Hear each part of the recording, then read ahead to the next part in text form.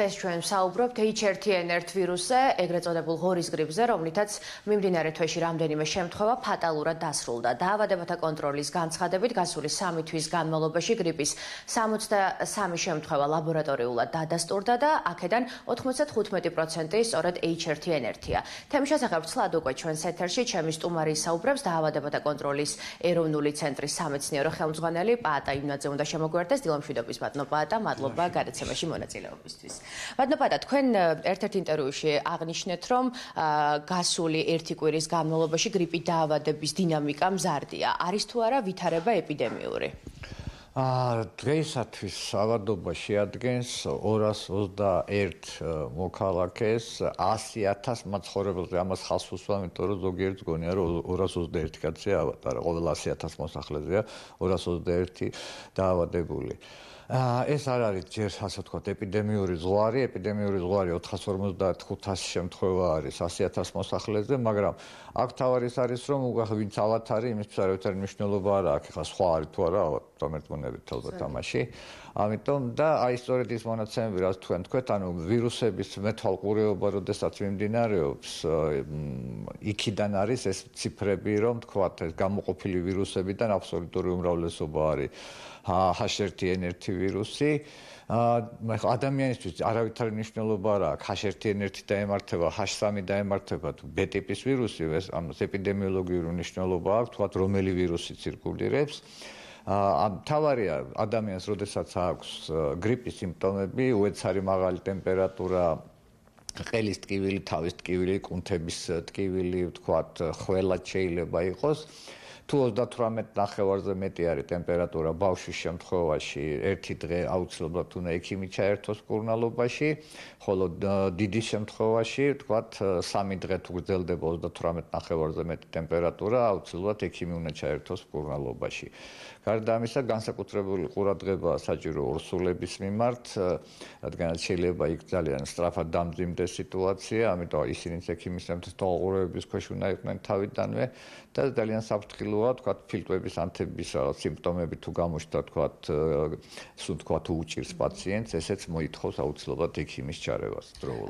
დიახ, და როგორ უნდა განვასხვაოთ ჩვეულებრივი გრიპი და გაციება H1N1-ისგან და თქვენ კი დაახლოებით უკვე ისაუბრეთ, თუმცა იმისათვის, რომ უფრო ნათელი გახდეს ჩვენი მაყურებლისთვის ეს ყველაფერი, იქნებ სიმპტომები კიდევ ერთხელ ჩამოვთვალოთ, თუ კი ამ სიმპტომებს შენიშნავს ჩვენი მაყურებელი, ნიშნავს იმას, რომ ისინი უკვე გრიპით დაავადებულები არიან. ვიტყვი რომ რაღაცა მოსახლეობა და დაშინებულია, მით უმეტესად ხშირად ახსენებენ ხოლმე რაღაც ცხოველების სახელებს გრიპთან დაკავშირებულს, ვაით არავითარ კავშირი სხვა შორის ამ ცხოველებს ამ გრიპთან ნამდვილად არ აქვს, უბრალოდ ასე რატომღა შერჩა ეს სახელი. და კიდევ ერთხელ ვიმეორებ, ადამიანი, რომელსაც აქვს მაღალი ტემპერატურა, უეცარი დაწყება, ინტოქსიკაცია და ტკივილები, დიახ, თავის ტკივილი, ყელის ტკივილი, ტანში დამტვრეულობა შეგრძნება, კუნთების ტკივილი, სახსრების ტკივილი. მკურნალობა არასდროს არის კარგი გამოსავალი და უნდა მივმართოთ ექიმს ასეთ შემთხვევაში. მე ვთქვი უკვე, თუ არის ტემპერატურა ბავშვში 38 ნახევარზე მეტი 1 დღე, დიდში 3 დღე, უკვე აუცილებლად როდის არის საჭირო, თქვათ, ექიმის ჩარევა და შემდეგ ექიმი უნდა გადაწყვიტოს ანტივირუსული საშუალების ჩართვა, ხალხს უსვამ ანტივირუსული საშუალების და არა ანტიბიოტიკის, იმიტომ რომ ანტიბიოტიკი ვირუსებზე არ მოქმედებს, არსებობს ვირუსული საშუალებები და ეხლა ჩვენმა ბევრმა თანამოქალაქემ ეხლა უკვე გადაიტანა ეს გრიპი, იმიტომ რომ როდესაც 221 100,000 მოსახლეზე მოგეხსენებათ, რომ ეს ნიშნავს, რომ ათასობით ადამიანმა უკვე გადაიტანა ეს გრიპი, მათ შორის სხვა შორის ჩემი ოჯახის წევრებმაც და მაგრამ აი რო არ დამძიმდეს, რო არ მოხდეს რაღაც გართულებული შემთხვევა, ამიტომ არის საჭირო განსაკუთრებული ყურადღება. პრევენციაზეც რომ ვისაუბროთ, შეიძლება თუ არა აცრა ამ მხრივ იყოს კარგი გამოსავალი, იმიტომ რომ სოციალურ ქსელში ხშირად საუბრობენ იმაზე, რომ აცრა მაინც და მაინც რეკომენდებული არ არის, რომ გარკვეულ გართულებებს იწვევს. რა ხდება სინამდვილეში ამ მხრივ? სინამდვილეში ის ხდება, რომ საბედნიეროდ წელს აი სახელმწიფო პროგრამით 40,000 ადამიანი აირჩა, აიცრა გარდა ამისა კერძო სექტორშიც და რამოდენიმე 1000 ადამიანია ჩვენი ინფორმაციით აცრილი. რა თქმა უნდა, აცრის შემთხვევაში შეიძლება თვალს შორის აცრის დროსაც გრიპის აცრა არ იწევს 100%-იან დაცვა, შეიძლება დაემარს, მაგრამ ის ძალიან მსუბუქად წავა, ანუ ყოველგვარი გართულებების გარეშე. და რა თქმა უნდა, აცრა არის ძალიან მიზანშეწონილი. ჩვენ ოქტომბრიდან ვეხოცებოდით ყველას, რომ აცრილიყვნენ, თქვათ, გრიპზე. ეხლა აცრა შეიძლება, რა თქმა უნდა, მაგრამ აცრიდან ერთი კვირა 10 დღე უნდა, რომ იმუნიტეტი გამომუშავდეს. ანუ რო აიცრა და მეორე დღეს ავად გახდე, აცრას არ უნდა დაბრალდეს ეს, იმიტომ რომ ეხლა უკვე გრიპი, ასე ვთქვათ, საკმაოდ ფართოდ არის, ხო, ჩვენ გარშემო. აცრას კი ჭირდება დრო, აცრიდან 10 დღის შემდეგ არის ადამიანი იმუნური. მანამდე გრიპი მაინც შეიძლება შეხვდეს.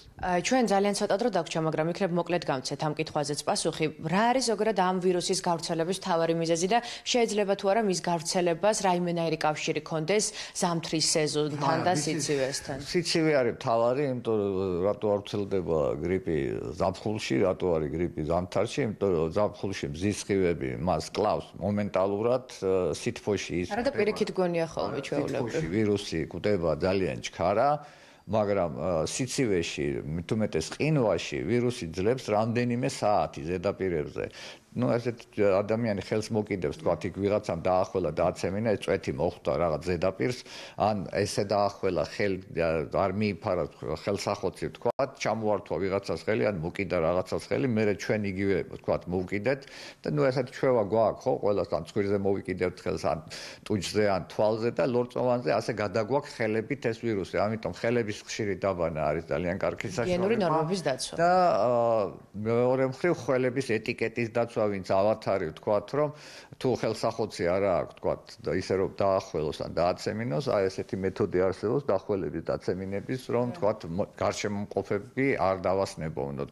და რაც ძირითადად და მთავარია, ავადმყოფი უნდა იყოს სახლში. არ უნდა იაროს ასეთ დროს სამსახურში. სამსახურში, არ უნდა წავიდეს სკოლაში, ბაღში ავადმყოფი და ჯანმრთელმა რა თქმა უნდა იაროს. ცხადია, ძალიან დიდი მადლობა მაყურებელს. კიდევ ერთხელ შევახსენებ, რომ პაატა იმნაძე იყო ჩვენი სტუმარი, ვსაუბრობდით H1N1 ვირუსზე, ეგრეთ წოდებულ ღორის გრიპზე, რომლითაც მიმდინარე თვეში რამდენიმე შემთხვევა ფატალურად დასრულდა, ასე რომ თუ კი შენიშნავთ სიმპტომებს, არა თვითმკურნალობას, არამედ ექიმს მივართეთ.